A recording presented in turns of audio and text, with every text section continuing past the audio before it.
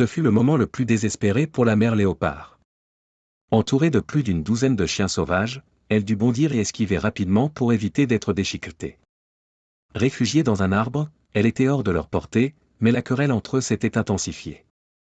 Les chiens sauvages, peu disposés à la laisser partir si facilement, tournèrent leur attention vers la tanière du léopard, à la recherche de ses petits avec l'intention de les anéantir. Deux petits léopards, cachés sous un rocher voisin, étaient pétrifiés et immobiles dans une crevasse. La mère léopard ne pouvait que regarder, impuissante. Elle n'était pas de taille à affronter la meute de chiens sauvages. Heureusement, les petits ont échappé à la détection. Après le départ des chiens, la mère s'est précipitée vers la tanière. Il n'était plus sûr de rester là-bas, alors elle a déplacé ses petits dans un endroit inconnu. Même elle ne pouvait pas dire si c'était sûr. Le léopard, nommé Saba, n'avait pas mangé depuis des jours. Elle s'aventura dehors, déterminée à chasser.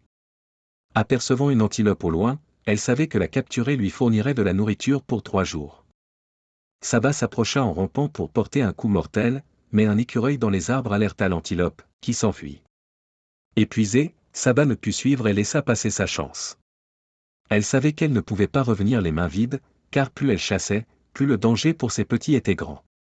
Optant pour une cible moins risquée, elle captura un hibou. Même si cela ne la rassasierait pas, cela lui éviterait la faim pour le moment. De retour à la tanière, les petits léopards étaient de plus en plus inquiets. Affamé, l'un d'eux s'est aventuré à l'extérieur, un geste dangereux dans une zone inconnue et pleine de menaces. Pendant ce temps, une lionne enceinte nommée Anna cherchait une tanière et s'est aventurée sur le territoire de Saba.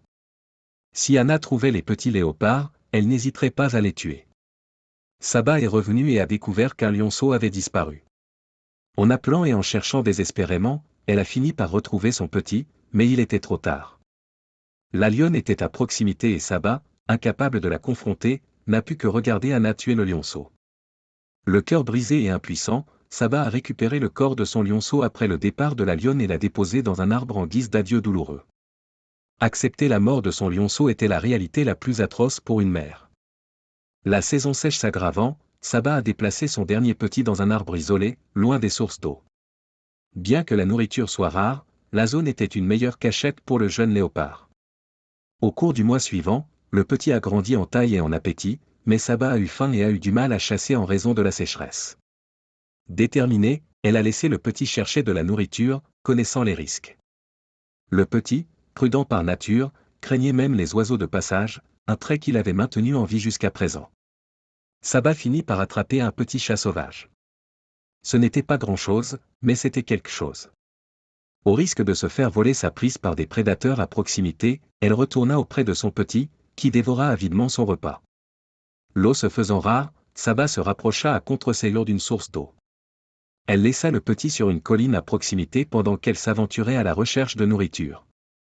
Mais les chiens sauvages découvrirent bientôt l'odeur du petit et l'encerclèrent.